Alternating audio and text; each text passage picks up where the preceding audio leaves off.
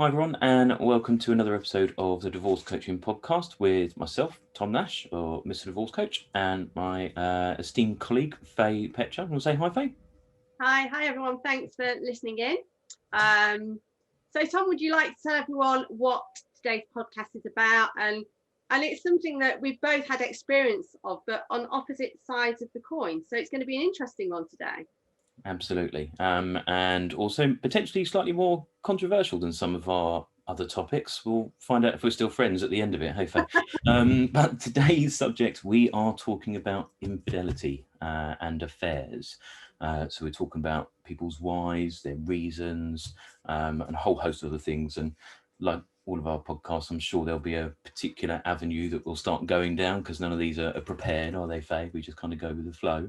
No, So as Faye says, we have both been through and experienced infidelity and affairs in marriages, but both from very different sides of the coin. For viewers that have watched our other videos or follow either us on Instagram, etc., you've probably heard me saying before and being very honest that yes, I did have an affair and I did leave my wife for another woman. Whereas for you, Faye, it was very different.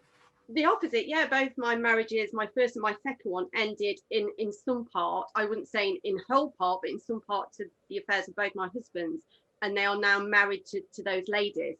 So they're my children's stepmoms. So I suppose for me, it's something that I've come to terms with. I'm okay with it, and a big part of what me and Tom do is to help people through this process.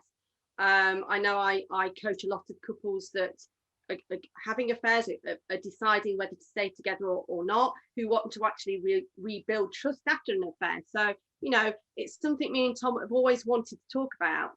I wouldn't say it's been the elephant in the room because we're both quite relaxed about it, but it's going to be interesting to see how today's podcast develops and what sort of questions come up and what we talk about, really. Yeah, and like you coach many people, either individuals and a handful of couples.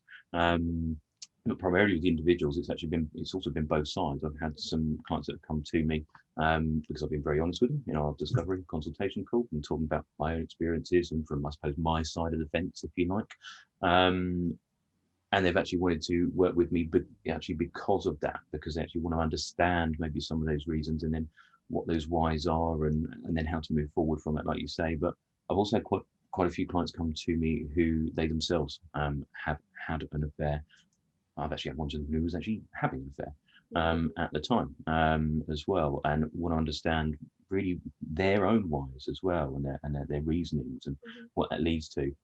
I think one of the really important points that you just said, and it hadn't even occurred to me until you just said it, was that whilst that might have been, let's say, the straw that broke the camel's back for the relationship, it's not always necessarily, that's not actually the only thing, is it? It's not the only reason. And I think that's also comes to a lot of the reasons why people do have affairs and there is infidelity. And I think one of the biggest thing for me and the way that I understand it from my perception is, and the thing that comes up always just personally but also professionally, it's around an unfulfilled need in that relationship, whether that need is attention, praise, affection, sex, whatever it is.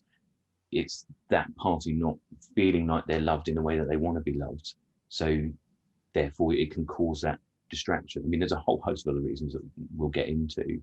But I mean, I've always said that no one who has an affair, that go to bed on Monday night next to their partner, not necessarily even happy, but even borderline content in their relationship, and wakes up on Tuesday morning and goes, her, that one, I'm going off, I'm leaving for her. It doesn't happen like that. It builds up over time and it can be quite systematic. And we'll come to what maybe people are thinking about at the time when it does all come to a head. Because I suspect that Faye's probably got a lot of questions for me. I've thought of a few, haven't I, Tom? And I totally know that you're right. Nobody gets up in the morning and thinks, I am going to cheat today. I'm going to meet someone and leave my spouse. It doesn't work like that. It's not premeditated. Of course, people can be on what I call relationship autopilot and just being comfortable. People can be unhappy in relationships. But, like you say, it is a build-up and it is fulfilling a need that they don't feel. Yeah. I totally get that. I've always said that happy people don't cheat. even if you think about, if someone that's watching this now, your partner has cheated on you or you have cheated on them, and whatever you both think or feel about it at the moment, be really honest with yourself and think back to when you first got together, when you were really happy, falling in love, like talk for hours, would never watch Netflix, spending all that time together, and really enjoying each other's company and really being with each other and being really present. Your attention was not distracted. It wasn't taken away. You weren't looking elsewhere, etc. And I think, and again, it comes back to those reasons. It's around an unfulfilled need. Not necessarily that unfulfilled need is necessarily true in the overall think part of it, but for that individual that has had an affair or committed adultery, it will feel like an unfulfilled need to them, whatever that need is. The other thing that we've spoken about before is it can be about reactions, can't it, as well? Yeah. I know people that, whose a close member of the family has died, and the grief that has caused has been a catalyst for them meeting someone else, or they've lost a job, or they've had quite a big illness to get over. All those things can get into what I call the melting pot and be the point where a person will connect with someone else. And it isn't just wham bam, you meet someone, you're in affair mode. It's that connection, isn't it? You're meeting someone at a time when maybe, like you just said, Tom, something isn't right in your current marriage or relationship. Yeah. And you find that in somebody new. And that we're not just talking about physical infidelity, it's emotional infidelity as well. And it's amazing how men and women, and we can talk about this today, how they see it differently. Yeah. How sometimes men see the physical aspect more important than the emotional aspect. I think we both deal with it the same, but I think men and women think differently about the differences and which has more weight. I think women will say, well, I wasn't worried about them having sex with someone. I was more worried about that they fell in love, or that they chose to connect with that person on an emotional way. And maybe, I don't know, I'm asking you, Tom, would you see a physical relationship as having more weight than, say, an emotional connection? I think probably, if I'm really honest, I'd say old Tom would have said yes. Yeah. Right. Tom of yesteryear would have gone, yeah, sure. And again, I think that's the way things are also portrayed to us, how we learn things when we're younger as well. Because if you're watching someone in a TV program or a film or something, and they're having an affair, they're jumping into bed together. It's physical. It doesn't carry the same weight, does it, when you're watching it on the screen or something, if someone's having an affair by texting someone or talking to someone new, and that could just be a friendship, or it could be something else.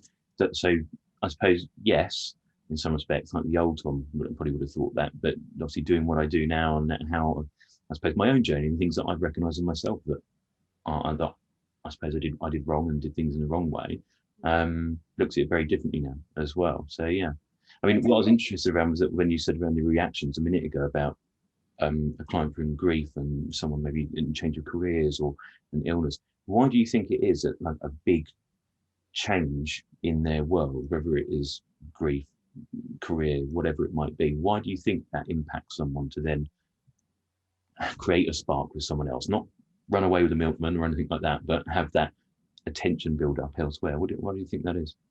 I honestly think, because I'm the same as you, I've had time over the years that I've been through what I've been through to reflect on it. And, I look at affairs totally different to how I did when I was going through it at the time. And I think, to answer your question, Tom, that say someone's lost someone very close to them, either a parent or a sibling, they may connect with someone who is going through the same thing.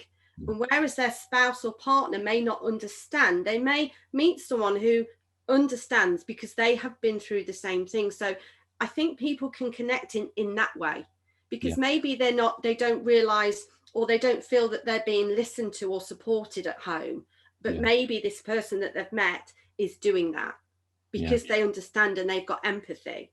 And I think that can build a connection with someone. Yeah, definitely. I kind of recognize that in my own my own affairs, that I connected with someone new, someone that I felt more understood me, was interested in me, and wanted to spend time with me. And again, that all sounds very selfish, because the last word of every single one of those sentences has been me. And that's kind of coming back to those reasons about that unfulfilled need. It's about what that person's thinking, what they're feeling, and what they feel that they're not getting out of that relationship as well. I think for some other people as well, and I've had this before, and in all honesty, I kind of felt this a little bit myself, maybe actually kind of retrospectively, it's also sometimes maybe the thought process of actually this is the only way to end the relationship, by making it explode, like just blow the whole thing up in the worst way possible, because there's no coming back from it potentially, or it's in a really kind of backwards way, and in a really hurtful way. It's a kind of way to rip that band-aid off. Yeah, definitely.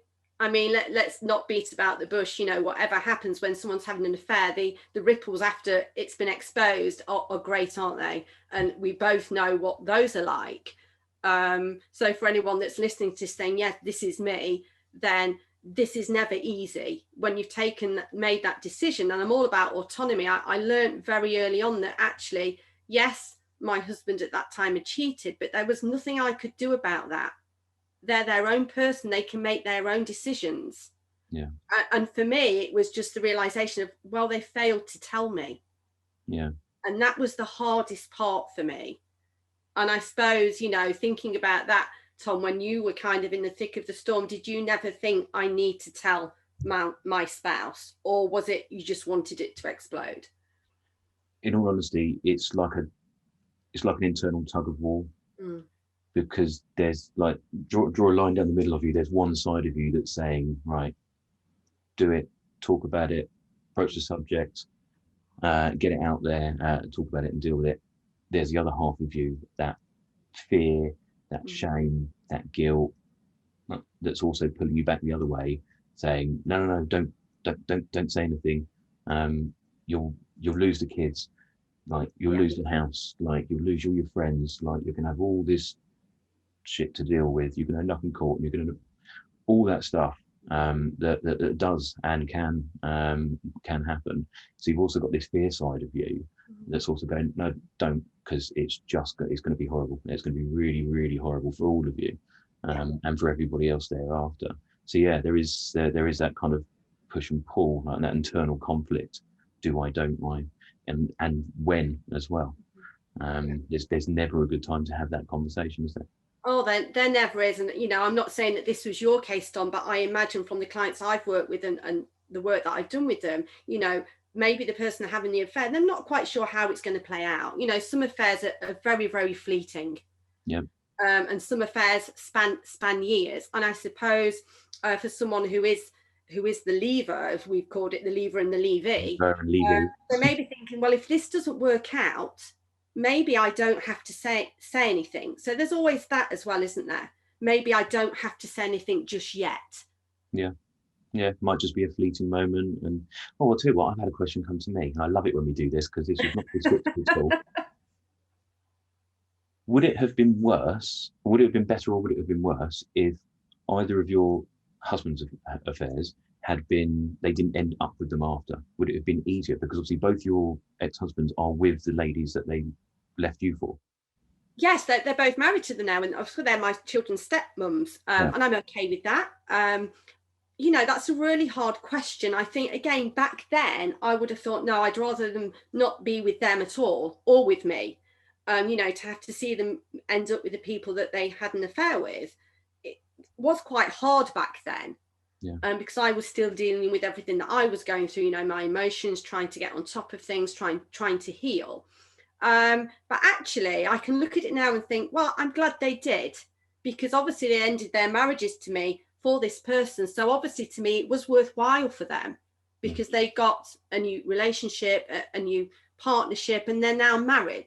So when I think about it like that, I think, well, actually, that's a good thing. Yeah. Does it make it feel like, well, actually, in some kind of weird, warped, twisted way, that actually it was all worth it for something? It wasn't just where you destroyed our marriage for the sake of a one-night stand or something like that. It was actually, does it feel like actually much is kind of more worth it because the kids now have these other people in their lives as well that care for them and look after them as much the same as you do? Yeah, definitely. And I think for me as well, I can look back at that time and be quite reflective, because, we've talked about, we're both different people now. I always say I'm the happiest that I've ever been. I'm in a very respectful, supportive relationship with a new partner. And I'm glad I'm because of what I've been through, I'm glad that I am where I am today. So, you know, I would never look back on that time and think this should not have happened. Yeah.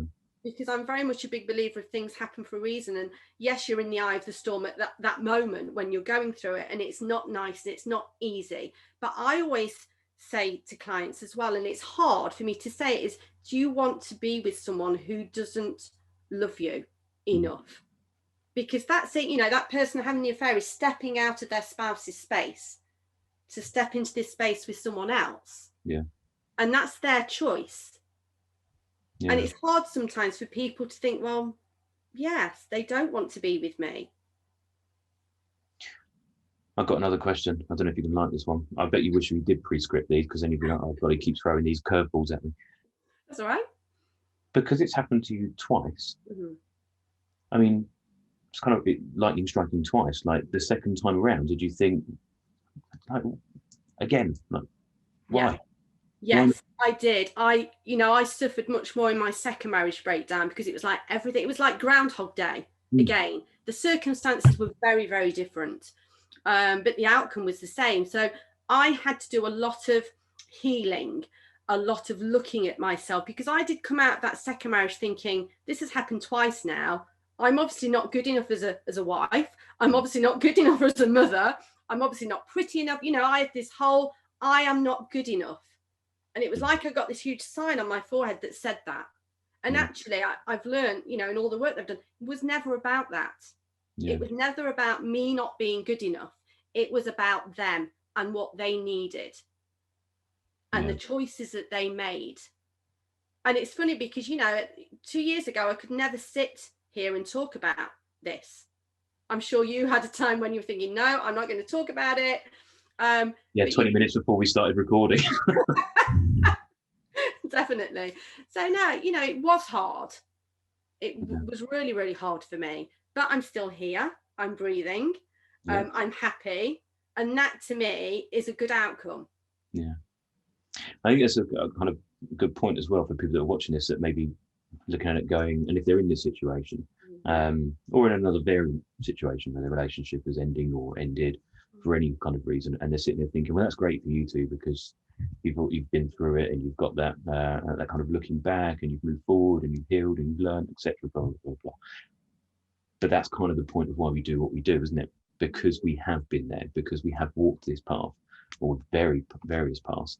And that's actually what we do, is to help you, the clients, through this situation, to get through this in a more positive way and with the support. So you're not doing it alone, and you're not having to ask the question, but also answer it yourself.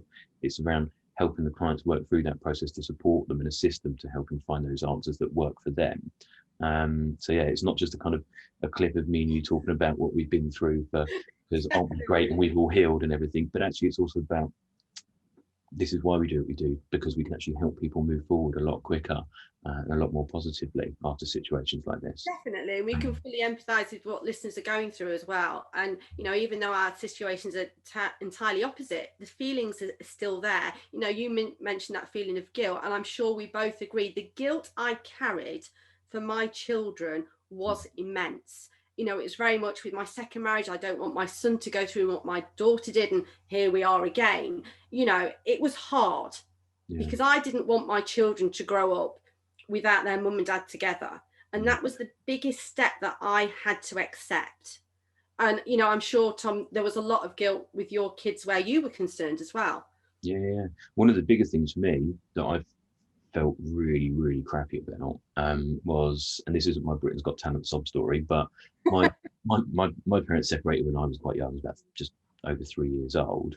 And I'm not going to go in and talk about all of that, but the bit that I really struggled with was I didn't want my kids to look at me badly. I felt like I'd made this, potentially making or teaching them this lesson that doing something wrong is okay, because I'm happier out of my marriage, and I'm happy with my partner that I left my wife for. And as much as I'm really happy about that, and I hope she doesn't kill me after watching this, but I'd also felt really bad that, have I taught my kids that actually this is okay? And in some respects, I suppose it is, because the other flip side of that is would it be better to have stayed in a relationship where I was very unhappy, not listened to, or felt, from my perspective, I didn't feel like I was listened to or appreciated, wasn't shown affection in the way that I want to receive affection, and didn't feel like I had the kind of relationship that I wanted. So would it have been worse to stay in that relationship? So that was one of the things that I carried with me, was because I always said I would never, once I had kids and got married, I would never split up and be away from my kids. I would never get divorced. I would never be away from my children. And that really, really hit home and really, really hurt me. It was kind of, oh my God, I've done exactly what I said I wouldn't do. Yeah, it is. And it's very much life gets in the way. Life isn't like that. You know, talking about infidelity and people having affairs, it's still quite a taboo subject. And a lot of people don't want to talk about it. And I think it's great that we can sit here going through it in different ways, that we can sit here and talk about it, hopefully to help people. And I think you're right with the children. You know, I think now that my children can see that I am happy, that I am driven, that I'm resilient. And, you know, I want them to grow up knowing how to be resilient, knowing how to be confident, knowing how to be happy. And if that's with two parents that are divorced, or with stepmoms or stepdads, and they're happy, then that makes me happy. Yeah, I couldn't agree more. And in actual fact, like you say, it's about the other lessons that we've then taught them. So our four, because obviously I've got two and then two stepkids, our four all have witnessed how we all work together as parents. We didn't. There was challenging times. It was never kind of sunshine and lollipops. There was our difficult times, but we do work together. We're respectful to each other. Right? We invite each other to each other's homes for tea, coffee, whatever, and we show an interest in the children's other parent, and to support them and to respect them if they've got.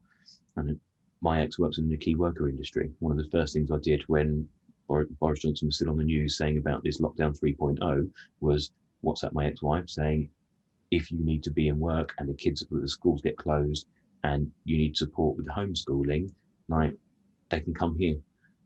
Or if you're working from home but you need someone to check in with their work remotely, I can do that so that you can work. And it's about showing them those other lessons of support and respect, actually, that even though you're not together, you can still work together.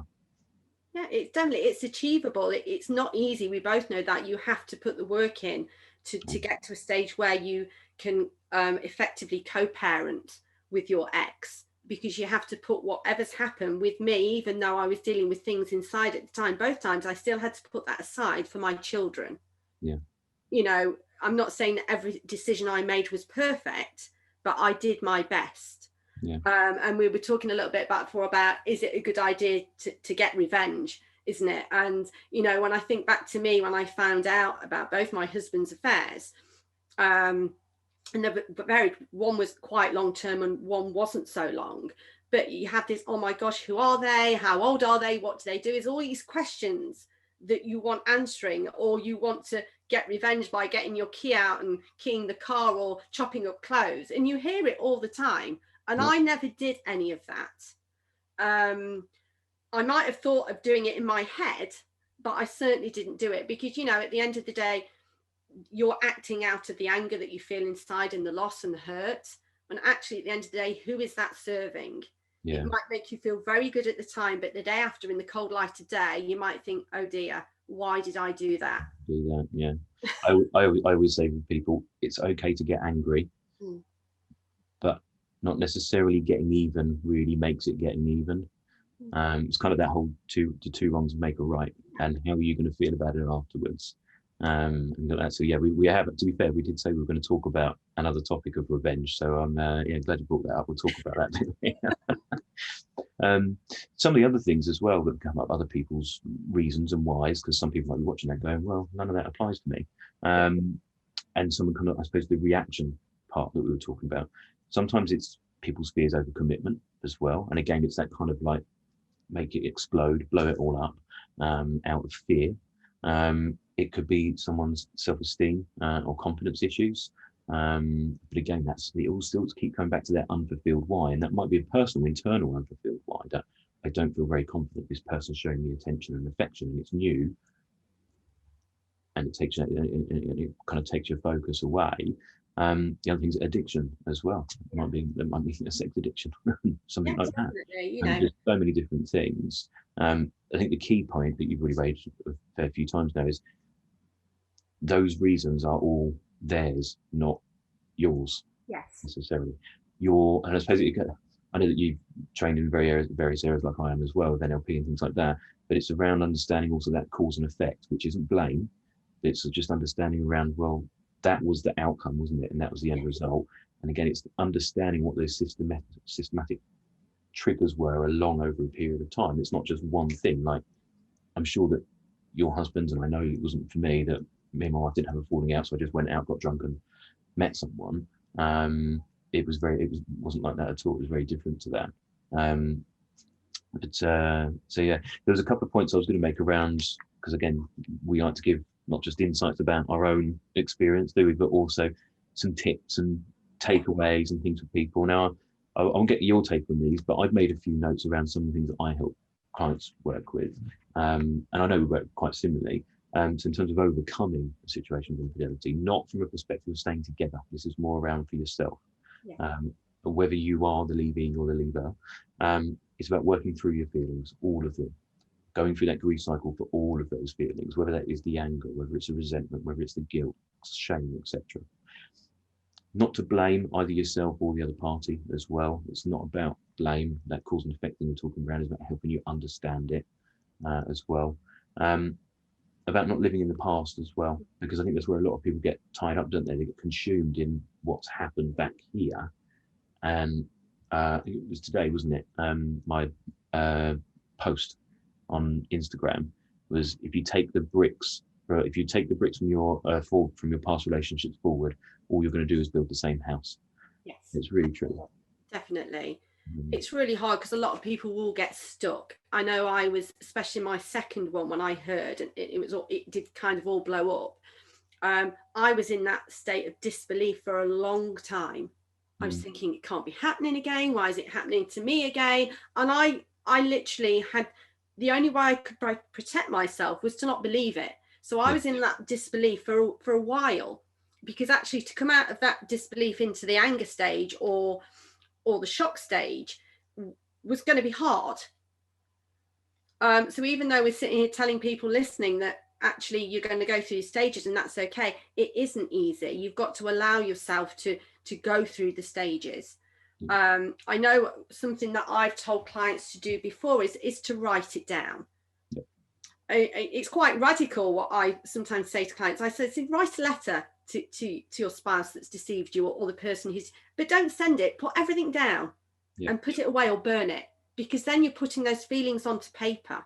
You're not doing anything with them. It's just allowing you to put them down. It's allowing you to be okay with those. Journaling and writing things down, it's something that I still do now.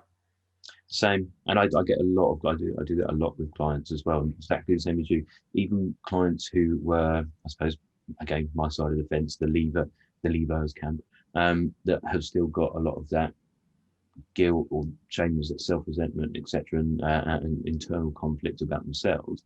Again, is around helping them get to a place of kind of self-forgiveness, really, as well, to help them move forward so that they can become a better co-parent. I'm a much better co-parent than I was full-time parent. I actually had to spend more time with the kids now than I did then. But again, is that kind of path of self-forgiveness, I think, is where also I have a lot of people that have come to us. I did have one client who came to me with his divorces about 8 or 9 years ago, and he was still stuck in this place of self-blame, and putting so much hate on himself and judgment on himself. I get how aggrieved and how hard it is for the other side, for someone on your side of the fence, but just because someone does have an affair doesn't necessarily make them evil. They didn't go out and cause people physical harm or really physically hurt someone. And again, I know they've hurt emotionally, but they're not necessarily automatically evil. They've maybe made a mistake, or they've gone about things in the wrong way, and could have done them better and could have been more honest when that fear kicks in and you've asked them, so is something going on with that woman for accounts? And they'll go, no. I think but they're not automatically evil. Everyone assumes, and there are so many people that I speak to that assume that because you're the person at the affair, or because you're the person that left, that you are automatically the bastard. You're automatically horrible. You're evil. You're scummy.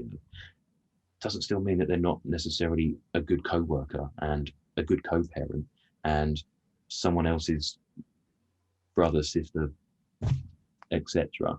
They're still good people. They've just maybe gone around things in the wrong way, or made a mistake, or approached it in the wrong way, and haven't really focused on themselves yet as well. That's right. You know, both sides of the coin have a lot of work to do. You know, I felt, you know, the guilt for my children, but I also felt shame for me. You know, I still had those feelings.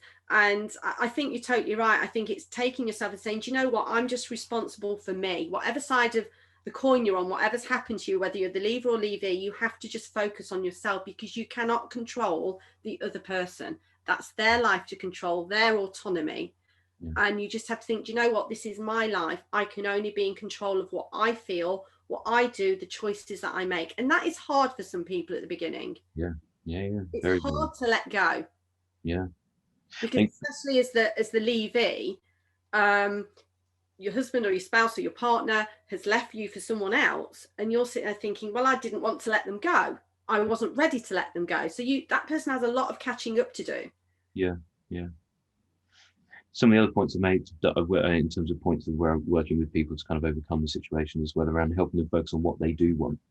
So kind of coming back to that kind of the bricks analogy of rebuilding your house, is understanding what you really want out of a relationship. What does love really mean to you? So for someone who puts physical affection high on their priorities in a relationship, if you don't, there's no point going into your next relationship with someone who has a physical affection and sex high on their agenda, because it still doesn't register for you, and you're going to do the same thing again. So it's about really understanding, what is a relationship to you? What is love to you? How do you want to be loved, and how do you want to receive that back, and also project that? Because then you can learn to find your equal. And finding your equal, you will find a more successful and happy relationship. Which has been the case in, you know, what's happened in my case, that even though, yes, I went through what I went through, you know, I obviously I did a lot of dating, and, you know, I eventually met someone who was right for me. And I think, you know, we share the same values. And I think if you know what your values are, and like you say, Tom, what you want out of a relationship, you're going to know who you're going to connect with and work with. Because, you know, marriages end for so many reasons. Infidelity is just one small part of why marriages fail. And it is a taboo subject, but maybe you have to think to yourself, well, they couldn't have been right for me, because if they were, they wouldn't have made that choice to be with someone else. Yeah, no, absolutely. And I think that then kind of leads on to some of the other points around kind of self-care, and it's okay asking for help and to talk to people as well. And not just necessarily me and Fay, but other people like Fay and I, other coaches, therapists, counsellors, etc., that have also been through it. So it's one thing to have been trained in it, but it's also another thing to have lived it. And when you can put those two together, you can really, really help people to work through this process. So yeah, just knowing that it's okay to talk to people, and to talk about these taboo subjects as well, and to be really honest with the people that you do choose to work with and support you, because Fay and I can only work, and people like Fay and I can only work with the information that we get and that's supplied to by our clients, and we can only help you so much. So you've got to be really, really honest, not just with yourself, but also with your support resources, because that's the only way that we can really help you move forward. And actually the last point I'd already mentioned, which was around the get angry but don't necessarily get even. Revenge isn't necessarily a dish best served cold. It certainly isn't. And I think, you know, so many people want to take themselves from that place of pain to that place of acceptance and healing straight away. And we all know it's not like that. And I think, you know, when you feel, if you're at that stage where you want the anger so much that you feel that you want to do something, it's just a matter of stopping yourself and saying, who is this going to serve? What good is going to come out of this? Because usually it's nothing. Yeah. No, you're right. And I think the key point, where just going back to where we were talking about the emotions part and working through those processes, that's one of the key points about working through that process. It's about not getting stuck in it as well. Yes. Not getting stuck in that anger, in that resentment, in that sadness, in that guilt, whatever it might be, or all of them. And you are going to be on this roller coaster of emotions. I think we say that quite a lot, don't we? Because you're constantly up and down. But it's about going through that process and actually working through it to get the understanding so you can evolve from it and then improve yourself. That's right. And it's also not about, a lot of clients that I have, and I'm sure you're the same, Tom, will push the emotions down, or they'll go and step into the first relationship that comes along. You know, their partner's left them for someone else or had an affair. So what they do is they go off and do the same. Yeah. And that gives them that initial bit of, what is the word I'm thinking of? Excitement. Oh yeah, I'm attractive, you know. But actually, if they're not dealing with things from the bottom, they're going to find that they're still in the same position. Yeah. You know, I think that happens more than not. I don't know whether it's called getting your own back, but people will go and meet someone else, or go and have a relationship very, very quickly. Yeah. To try and fill that gap that their partner has left. Yeah. And generally 10 to 1, it doesn't work. Well, that's all of my notes and all of my points put out. Did you have any last questions for me? I think you maybe have answered that one about that we talked about before. I'm sure, Tom, I asked you, you know, one of the biggest things for me was asking my exes at the time, my husbands at the time, you know, I had that gut feeling that they were having an affair. And when I was asking them, I was getting, no, you're being stupid, you're making it up. So actually, when I found out that actually they were, it was like, oh my gosh, it was right. But then you start to not trust your own judgment. And I think you answered it, Tom, by saying that actually when you're in that affair fog, you don't want to be answering, you don't know what's going to happen, you've got that fear, that guilt, that shame. And you know, in an ideal world, couples would sit down and say, well, yes, I've met someone else, this is what's going to happen. It never happens like that, does it? Very, very rarely. No, because you've also got all those other things going on in your head where you're, I did kind of answer it earlier, I think, when I said if you kind of split yourself in half and you kind of turn tug of war, because there is parts of you that just want to just shout it out so it gets it out of you, just so you get some honesty out there and get it out of your head. Shoulders, right, sigh of relief, right, now we can actually deal with it. But yeah, then there's also the other part that's constantly going, well, what's going to happen? You're going to be in uncharted territory. You don't know what's going to happen. Like, so you're going to get kicked out of the house, where you're going to live, where you're going to see the kids. Like, so much other stuff going on in your head. How can I afford a solicitor? And where am I going to get my furniture if I have to move and stuff like that? And there's just so much going around your head that there's a huge amount of worry that's going around your head. And it's a bit like rabbit in the headlights as well. Yeah, definitely. And in all honesty, I can only imagine and hypothesize that from your side, Faye, had you have been asking your ex, one of your exes, or indeed with my ex-wife asked me, is when you ask that question, it's going to be like, it's not even a rabbit in a headlights, it's like a moose in a headlights. And it's not just a car, it's a juggernaut, a lorry that's coming towards you, and it's a bit like fight, flight, panic, and it's a lot of the time it's just no, like calm the situation. Let's not go into the uncharted waters. Let's say what I need to say, diffuse the situation, go away, think about it. What do I say? Okay, right, now we really need to talk about it. How am I going to bring this up? And because it is really, really scary. Because the other thing is that, again, and this is just individuals, whilst I wasn't happy with my ex-wife, and whilst our relationship had been going not the right way for quite some time, good 18 plus months or so, from my perspective, I also never wanted to hurt her. I never, like, she's still part of my life. She's still the mother of my children and everything like that. But she's also still like a good human being, and like she works hard, and she's a nice, lovely, polite person. And she deserves to have a nice, happy life. And I don't want to be the one that ruined her world. Unfortunately, I obviously subsequently did for a period of time. But likewise, she's happy now. And she's with someone new, and her life has moved forward. And we get to still kind of share and co-parent our kids together. Definitely. And I think that's the thing that a lot of people don't think about. They also think, they always think about the leavee having all the emotions and needing the support, when sometimes the leaver needs that as well, that they need support. They're going through the same emotions. They're still having the guilt, the shame. Oh Mm. my gosh, I've hurt somebody. Yeah, yeah. I think so many people think that just because you're the person that left, whether it is for infidelity, whether it's for another reason, that, and particularly maybe with infidelity, that they just assume that you're riding off into the sunset on a unicorn, happy as Larry. And you might be because you have met someone new, but even then, even when, and again, I don't suppose your husbands will probably tell you this, but even at the time that maybe they have left you for the other woman that they're now with and sound like very happy with, Mm-hmm. I bet you my bottom dollar there was still some stuff going on for them. The person that I left my wife for, I'm still with, and I'm the happiest I've ever been. Yeah. And I was very happy to be with her, Mm-hmm. finally, and eventually be with her. Didn't mean that I still didn't have stuff going on and that I wasn't still going through this turmoil of different thoughts and feelings all the time. Yeah, definitely. I think it's really honest for you to say that. And, on my side of the coin, I can look back now, especially with my first marriage breakdown, I can take some accountability. I think you have to, because that's the only way you're going to move forward. I got married very, very young. I was early 20s. Mm. I was very ill throughout my 20s.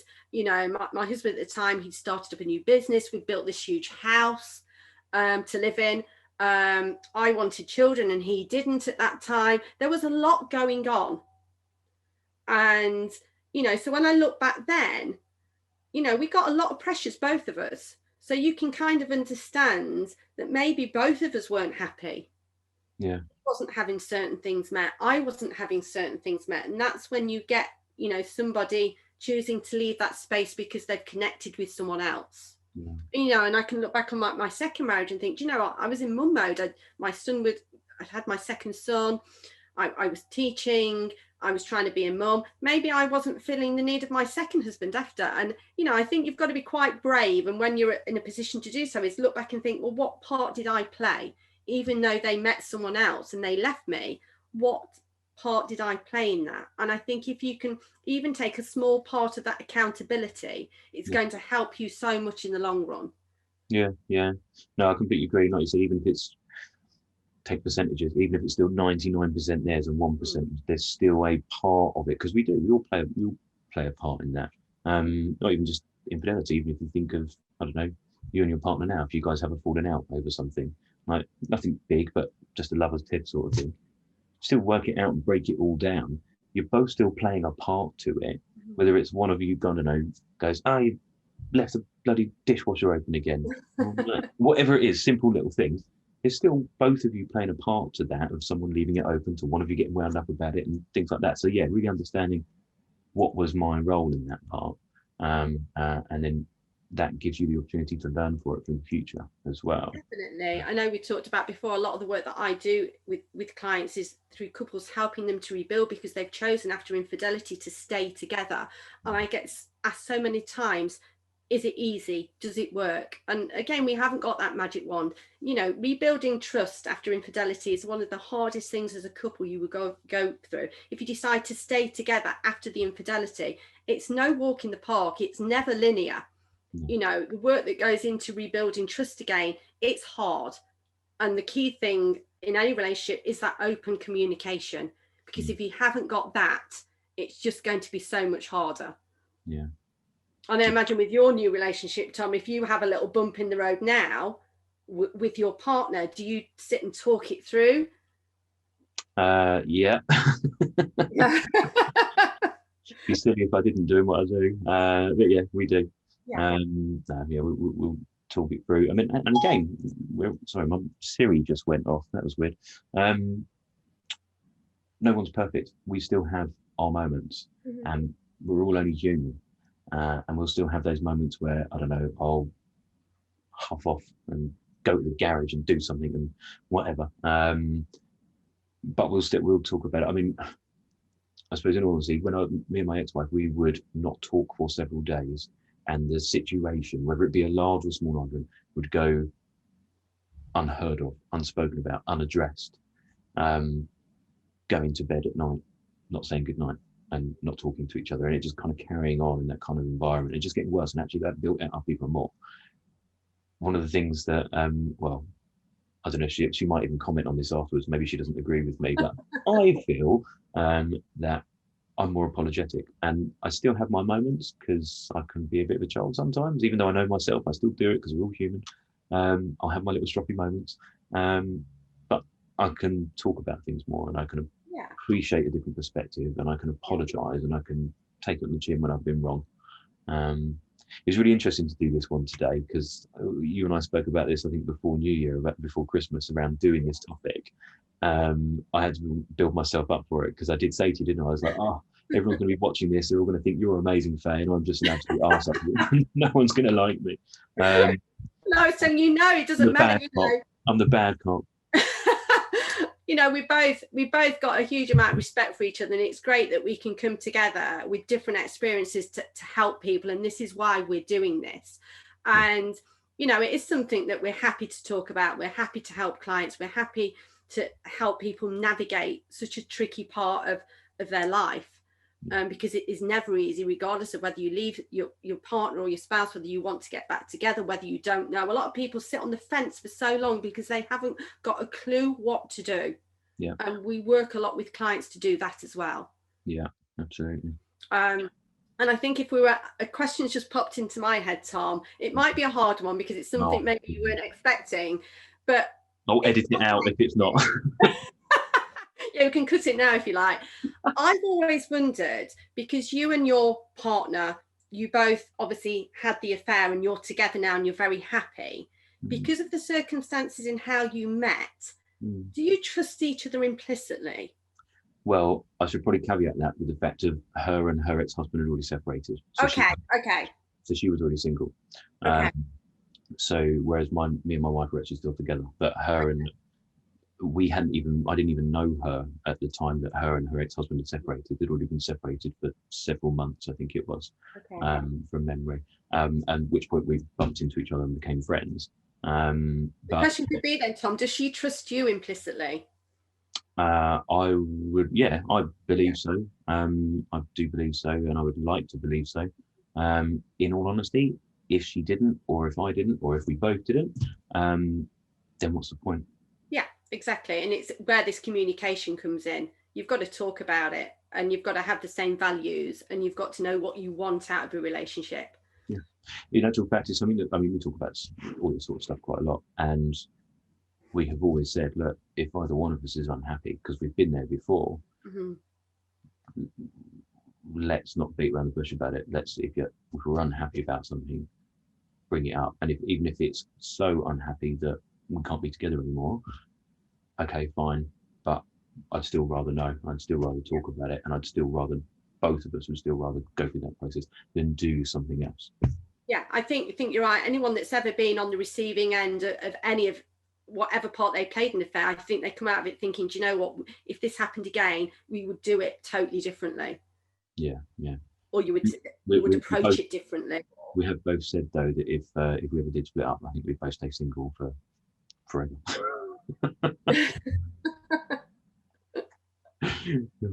Right. But that was a nice curveball of a question. I hope that's helped a lot of people. Again, we could talk about this forever and a day, and maybe we may do another one on all of the things that we didn't cover, because even though we've covered a lot, there's going to be so much that we didn't talk about. You're always here. Cool. All right. Well, as always, at the end of the clip, both mine and Faye's contact info will come up. But if there is a topic, a subject, a question, a comment, please get in touch with either of us, either on YouTube channel, our Instagrams, emails, LinkedIn's, Facebooks, whatever. There's many different ways to get hold of us. Please post your question. And even if it's a question or a subsection topic of today's one that you'd like to bring up, or maybe even come on and be another one of our guests to talk about your experience, that'd be quite interesting. I think we have actually got, is it the next episode that's coming out? I think we've got some more guests coming up. We've actually got great guests lined up. Got a queue of them now as well. Thanks again for watching, everybody, and we'll see you soon. See you